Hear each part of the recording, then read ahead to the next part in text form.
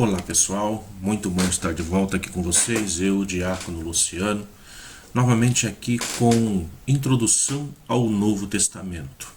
Nesse nosso encontro de hoje nós vamos estar falando um pouquinho sobre a cronologia da redação do Novo Testamento. O tempo, qual o ano em que foi escrito, a ordem que foi escrito.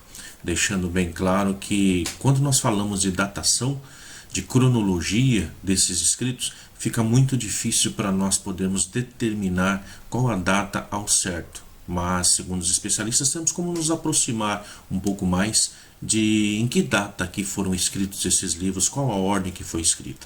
Então é exatamente sobre isso que nós vamos nos aprofundar nesse encontro de hoje.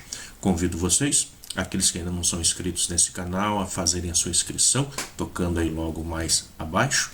E assim, dessa forma, vocês vão receber tanto essa como todas as outras postagens que nós estamos fazendo.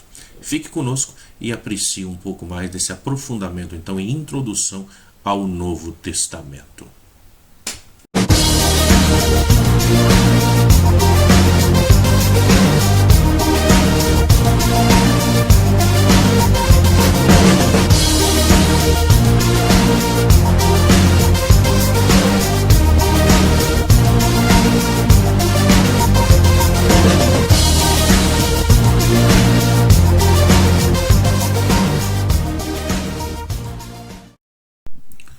Muito bem, meu irmão, minha irmã, sem mais delongas, vamos começar esse nosso estudo, esse nosso aprofundamento da cronologia, da redação do Novo Testamento. E vou deixar claro já para vocês, então, aqui nesse nosso primeiro encontro, que várias são as datas propostas em muitos livros e muitos documentos, em várias coletâneas, e geralmente essas datas não batem.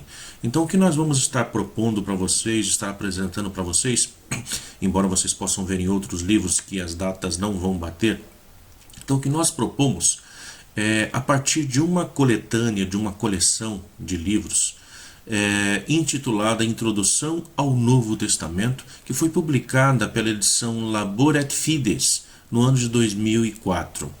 Então, os especialistas, eles hoje vão insistir sobre a dificuldade de estabelecer uma datação precisa, exatamente o que os autores aqui vão propor para nós.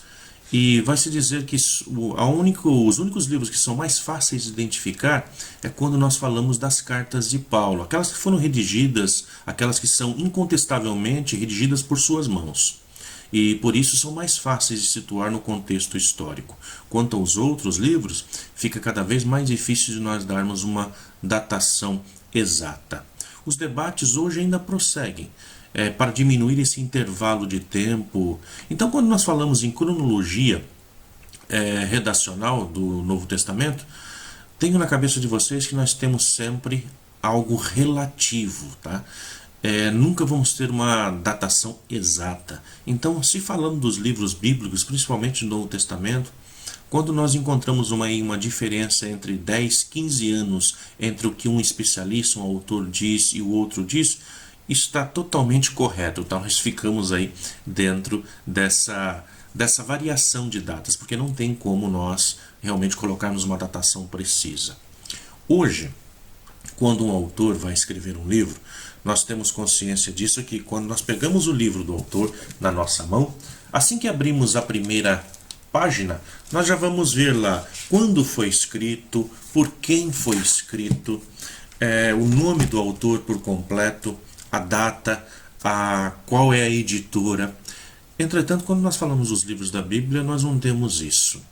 O autor, ele não estava preocupado em escrever e que depois de séculos alguém iria querer saber quem foi que escreveu. Ele estava preocupado em escrever para aquela comunidade, para os problemas atuais daquela época, da sua época.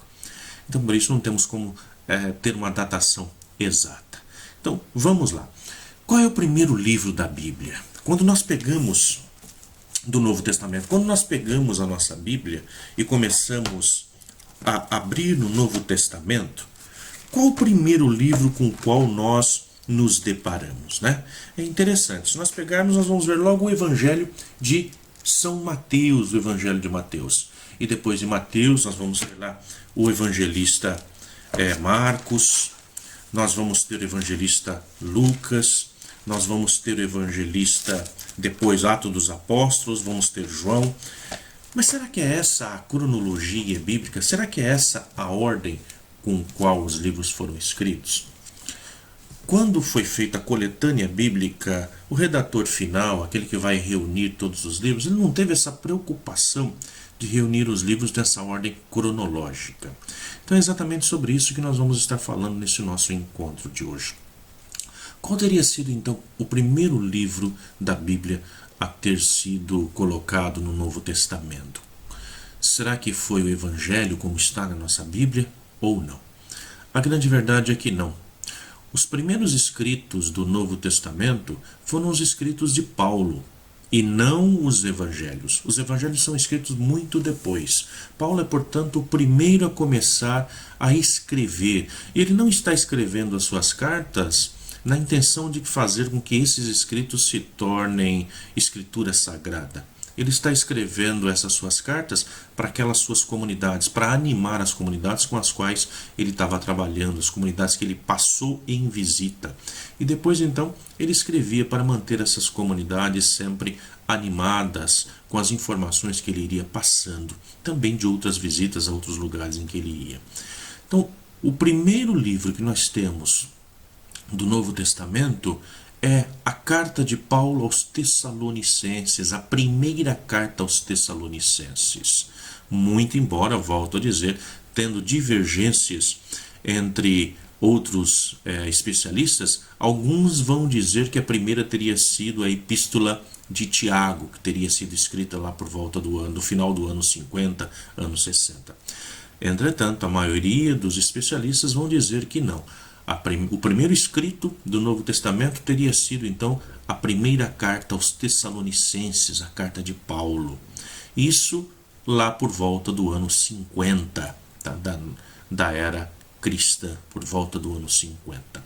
Então vejam só, Jesus tendo morrido no ano 33, o primeiro escrito que vai falar sobre Jesus já é algo muito mais para frente, já no ano 50. Depois, teria sido escrito a carta de Paulo aos Coríntios, Filipenses e Filemon. Esses escritos teriam se dado entre os anos 52 e 54. Então já é um tempo no qual Paulo vai se aperfeiçoando mais na sua própria vivência de fé. E aí já vou citar para vocês. Tem uma grande diferença, então, entre aquele Paulo que escreve aos Tessalonicenses e aquele que vai escrever a Coríntios, a Filipenses, a Filemon. Porque o que Paulo acreditava já no início da sua caminhada, ele vai se aperfeiçoando sobre isso e a sua ideia vai mudando. Por isso nós vamos vendo algumas diferenças que já vão sendo colocadas aí nos seus ensinamentos, nas suas cartas. Afinal, todos nós mudamos, todos nós amadurecemos com o tempo. Isso também vai acontecendo com Paulo, que quando escreve lá Tessalonicenses, ele tem uma visão de que Jesus está voltando e é para já. Portanto, não adianta querer fazer planos para o futuro. Tem que se converter naquele instante e pronto, acabou. Então, quem é casado, continue casado. Quem é solteiro, não se case, porque não terá tempo mais para isso. Já quando ele vai escrevendo para as outras comunidades, ele vai mudando essa forma de pensar. Por quê? Porque Jesus está demorando muito para voltar. Então, vamos começar a falar de uma forma diferente. Isso vai acontecendo também com Paulo. Então, lá, Coríntios, Filipenses e Filemon, mais ou menos entre os anos 52 e 54, segundo essa coleção de livros de introdução ao Novo Testamento, pela edição Labor et Fides, do ano 2004. É claro que a cada ano nós vamos tendo novas pesquisas e essas datas vão cada vez mais diminuindo de acordo com o que as pesquisas vão revelando ao longo da história. Afinal de contas, hoje sabemos muito mais sobre Jesus, sobre os apóstolos, sobre aquele tempo em que Jesus viveu, do que sabiam aqueles que primeiramente escreveram, aqueles que estavam mais próximos aos acontecimentos da sua época. Entre os anos de 53 e 55, Paulo vai estar escrevendo aos Colossenses. Alguns vão dizer que isso é mais para frente, é por volta do ano 70 ou ano 80, e que quem teria escrito não seria Paulo, mas teria sido um discípulo de Paulo que assim teria feito. Então vejam só, nós temos essas variações aí da data. Entre os anos 54 e 57, Paulo escreve a sua segunda carta aos Coríntios e Gálatas. Então, vejo, já um bom tempo já para frente. Quando chega por volta do ano 56, 57, Paulo está escrevendo então aos Romanos. Agora, de onde Paulo escreve, como Paulo escreve, isso nós vamos estar falando, conversando mais para frente quando formos discutir e aprender sobre cada uma das cartas. Essa é a nossa proposta, que nesses nossos encontros possamos depois ir discutindo um pouquinho só sobre cada um dos escritos do Novo Testamento, cada um dos 27 livros. Então, nossos encontros estão apenas começando. Você que ainda não pegou os outros encontros, que caiu de paraquedas hoje, pode voltar lá e pegar no YouTube, pegar todos os encontros que nós fizemos antes para chegar até esse encontro de hoje. Então, lá entre os anos 56 e 57, Paulo vai escrever aos Romanos, né? Então, nessa carta aos Romanos. E lá por volta do final dos anos 50, início dos anos 60, segundo alguns especialistas aí, é que ele teria escrito a Epístola de Tiago, que é atribuída a um cristão de origem pagã da segunda ou terceira geração. Então já não é daqueles primeiros cristãos, mas já de uma outra geração de cristãos que vem aí pela frente. Chegando lá por volta do ano 60, entre os anos 60 e anos 70, teria sido escrita a carta aos Hebreus. E quem é que escreve essa carta aos Hebreus? Nós escutamos muitos irmãos nossos que vão dizer, não, mas foi Paulo que escreveu aos Hebreus. Bom, a carta aos Hebreus, nós temos certeza que não pertenceu a Paulo. É um autor anônimo, no qual nós não sabemos quem é. Pode ter tido influência, sim, do pensamento paulino, e a carta foi atribuída durante muitos anos a Paulo, mas hoje se sabe que não foi Paulo que a escreveu. Mesmo porque, durante a época da escrita dessa carta, Paulo já havia morrido. Quando nós chegamos lá por volta do ano 69, anos 70, nós vamos ter o Evangelho de Marcos a ser escrito. Então vejam só, embora na nossa ordem bíblica Mateus esteja primeiro e depois Paulo, se sabe que Marcos, dos evangelistas, Marcos é o primeiro evangelho a ser escrito.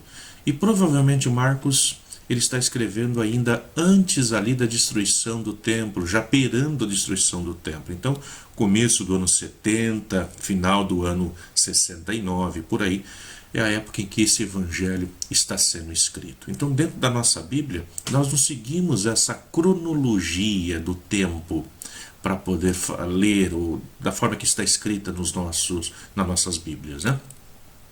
Não é a cronologia temporal que nós utilizamos, mas a igreja vai utilizar uma outra cronologia que achou assim melhor especificar dessa forma para estar nos apresentando as passagens bíblicas. Então aí no máximo ano 70, início do ano 70, Evangelho de Marcos, que é o evangelho mais curto e, portanto, é o evangelho que nós vamos dizer que é o mais próximo de Jesus, tendo em vista que Jesus morreu lá no ano 33, o ano 70 do Evangelho de Marcos seria aquele mais próximo aí de Jesus. Alguns especialistas, volto a dizer, vão mudar essa data, dizendo que não, e que sim, Marcos teria escrito lá por volta do ano 56, do ano 60. Então sempre temos essas divergências aí da data, nunca vamos conseguir chegar a uma data acertada. Entre os anos 70 e 90, nós vamos ter a primeira carta de Pedro, tá? Entre os anos 70 e 90, deixando claro que Pedro também morre lá na década de 60, provavelmente entre o ano de 65, máximo 66, segundo alguns especialistas. Portanto, essa carta de Pedro não é Pedro que vai estar escrevendo, mas é uma carta que é atribuída a um judeu cristão da comunidade de Roma. Então, não é o próprio Pedro que escreve, mas alguém que é um seguidor da comunidade romana e que vai atribuir essa carta a Pedro. Isso é algo que acontece comumente quando nós falamos de livros bíblicos. Né? Muitas vezes nós temos uma escola, seguidores de um apóstolo, seguidores de um evangelista, e esses vão continuar escrevendo e citando o nome do mestre no qual eles se espelharam, de quem eles aprenderam. Entre os anos 70 e os anos 100, portanto aí com uma diferença de 30 anos mais ou menos, nós temos a segunda carta aos Tessalonicenses. Então vejam só, se Pedro escreve aos Tessalonicenses, começa lá no ano 50, ele vai escrever a primeira Tessalonicenses, agora nós vamos ter nesse período entre os anos 70 mais ou menos, ou anos 100, eu acredito que fique ali nos anos 70 mesmo, nós temos essa segunda carta aos Tessalonicenses. E essa carta, ela muda completamente a linguagem da primeira carta para essa outra carta dessa época. E essa agora, ela é atribuída à escola paulina. Não a Paulo, mas a escola paulina. E quem seriam esses? Seriam aqueles que aprenderam de Paulo, aqueles que seguiram a Paulo. E que agora, portanto, seguem uma escola de pensamento. Isso era muito comum também com os profetas. Quando nós falamos de profetas, um exemplo só para vocês, nós falamos de Isaías. Quando nós pegamos na Bíblia o livro de Isaías, tudo vai ser como Isaías. Só que ali nós sabemos que nós temos um primeiro Isaías, um segundo Isaías e um terceiro Isaías, onde não é o mesmo, cada um viveu em um tempo diferente da história, mas aquele que escreve depois continua utilizando o nome do primeiro a escrever, ou seja, utiliza o nome da sua escola, do seu mestre. Assim, nós temos escolas paulinas, escolas petrinas, escolas onde aqueles que foram os pupilos, aqueles que foram os alunos, os discípulos dos discípulos, esses vão estar escrevendo em nome dos seus mestres. Então a carta aos Tessalonicenses, a segunda carta, atribuída a alguém dessa escola paulina. Chegamos lá por volta dos anos 80, 85, aí nós vamos ter a escrita do Evangelho de Lucas. Então uma nova visão agora, onde nós começamos aí a se falar para uma determinada comunidade em si, escrevendo agora diretamente sobre a vida desse Cristo, desse Jesus, segundo o olhar lucano, segundo o olhar dessa pessoa, desse evangelista, para aquela determinada comunidade em que ele está vivendo. Entre os anos 80 e 90 também, nós temos a escrita dos Atos dos Apóstolos, que são atribuídas a um discípulo de Paulo, igualmente o Evangelho de Lucas. Então, Lucas, nós vamos chamar de Lucas, né? Muitos vão dizer Lucas foi o médico, aquele que acompanhava Paulo nas suas viagens. Esse teria escrito, portanto, isso que nós chamamos hoje de a obra lucana. Então a obra lucana, ela engloba aí então o Evangelho de Lucas e também Atos dos Apóstolos. E depois nós temos ali a Epístola aos Efésios, que também é atribuído à escola paulina. Não é Paulo que escreveu, mas a própria escola, algum discípulo seu que escreveu isso entre os anos 80 ao ano 100. Então gerou-se aí a Epístola aos Efésios. Depois, entre os anos 85 e anos 100, nós tivemos a escrita do Evangelho de João. Então, esse Evangelho de João seria já girando para o outro século, né? Então, entre os anos 85 e anos 90, embora muitos autores vão dizer que esse Evangelho já passou-se a ser escrito antes dessa época, mas a sua conclusão de escrita se teria realmente lá por volta do ano 100. Entre os anos de 89 e 96, nós vamos ter o Apocalipse de João. Então, uma outra escrita, né? Um outro jeito de escrever, um outro gênero literário, gênero apocalíptico, que vai surgir aí então e ser escrito nessa época. O gênero literário do Apocalipse já era um gênero mais conhecido, mais antigo. Nós podemos ver isso no Apocalipse de Daniel, já lá atrás, onde vai ser trabalhado dessa forma, onde se acreditava que já não adianta mais a profecia, já não adianta mais os profetas, já não adianta mais o ser humano tentar se converter. Mas agora toda a esperança do ser humano tem que ser depositada em Deus. Somente Deus será capaz de mudar, de transformar tudo. Então esse é o gênero apocalíptico, também muito presente já nesta época, depois da destruição do Templo de Jerusalém. E aí, por volta do ano 100, o Evangelho de Mateus. Alguns especialistas vão dizer que não, que o Evangelho de Mateus teria sido escrito no ano 70, depois da destruição do templo. Uma coisa é certa: Mateus vai citar muito o templo e nos deixando realmente essa imagem de que já não tinha mais o templo. Então, provavelmente sim, Mateus foi escrito depois da destruição. Depois dos anos 70, pode ser que tenha sido escrito realmente até o ano 100. Volto a frisar a dificuldade para nós termos corretamente a identificação dessas datas. Também no ano 100, nós temos as epístolas pastorais, 1º e 2º a Timóteo e Tito, que são atribuídos também à escola paulina, não Paulo que escreveu, mas a sua escola paulina, aqueles que vieram depois dele, aqueles que são seus seguidores. E entre os anos 100 e 110, nós temos a primeira carta de João, atribuída também à escola joanina. E lá por volta do ano 110, segunda e terceira carta de João, atribuído também à escola joanina. Então nós temos 3 escritos que são atribuídos a João.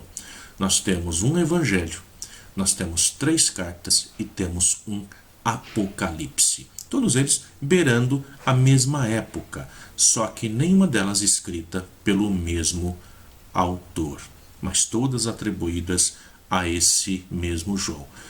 Mas sabemos que pertencem, aqueles que escreveram são pessoas que pertenceram à escola joanina, portanto seguem a mesma linha de pensamento do seu mestre, daquele que foi o primeiro a escrever. Então podemos dizer que João é aquele que escreve o Evangelho e que depois nós vamos ter discípulos seus que vão estar escrevendo os outros livros. Por volta do ano 125 ao ano 130, nós vamos ter a segunda carta de Pedro, também atribuída a um autor judeu cristão helênico, um helenista, alguém já não de Jerusalém, mas um autor entre os gentios. Exatamente porque a igreja, embora ela nasça dentro do judaísmo, Jesus judeu, os discípulos judeus, essa igreja ela se abre aos gentios, se abre aos pagãos. De fato, não foi uma exigência que, para se tornar cristão, porque Jesus tivesse sido judeu, os seus discípulos tivessem que se tornar judeus para depois serem cristãos. Não. Então, nós não vamos entrar nesse mérito, isso é algo que já tinha sido discutido e foi muito bem trabalhado lá no primeiro concílio, o concílio de Jerusalém, lá no ano 49, onde lá vai se decidir que nada seja colocado a mais, nenhum encargo a mais sobre os ombros daqueles que querem seguir a Jesus, a não ser que se abstenham das carnes atribuídas aos ídolos e alguma coisa a mais. Ou seja, não tem que se colocar, eles não têm que passar pela circuncisão, pelo problema da circuncisão para se tornar cristãos. Bastam se abster das carnes que são dadas aos ídolos, ou seja, se absterem de seguirem a idolatria. Muito bem, essas são, portanto, as datações que nós estamos apresentando para vocês nesse encontro de hoje. Lembro a vocês, todas essas datações que estão sendo apresentadas é segundo a coletânea de livros de introdução ao Novo Testamento, pela editora Labor et Fides, isso publicado no ano de 2004. Se nós pegarmos outros autores, vamos ter outras datas, embora essas datas todas estejam ali muito próximas uma das outras, mas nunca vamos ter com exatidão a data em que esses acontecimentos se deram. Com as cartas de Paulo, sim, aquelas que são atribuídas verdadeiramente a Paulo como o autor dessas cartas, lembrando que nós temos 14 cartas que foram atribuídas a Paulo. Dessas 14, uma nós já tiramos fora, que é a carta aos Hebreus, e depois ficando com as outras 13 cartas, onde nós vamos dizer que 7 são verdadeiramente de Paulo e todas as outras são aí, então, da escola paulina. Nós vamos nos aprofundar nisso quando estudarmos as cartas. No nosso próximo encontro, nós vamos falar, portanto, agora, iniciando segundo a nossa Bíblia, seguindo esse esquema que está na nossa Bíblia, vamos falar sobre os sinóticos. Então, antes de falar das cartas, nós vamos pegar os evangelhos. E vamos começar falando do Evangelho de Marcos. Primeiramente, vamos fazer uma introdução sobre todos os sinóticos, os 3 sinóticos, Mateus, Marcos e Lucas. E depois vamos falar sobre cada um deles, nos aprofundando um pouco, falando um pouco sobre as questões teológicas e históricas que englobam todos esses 3 evangelhos. Muito bem. Hoje é somente isso, ficamos por aqui e espero encontrar com você na nossa próxima aula, no nosso próximo encontro. Aquele que ainda não está inscrito, volto a dizer, inscreva-se no nosso canal e receba atualizado todas as publicações que nós colocamos. Fique com Deus e até a próxima.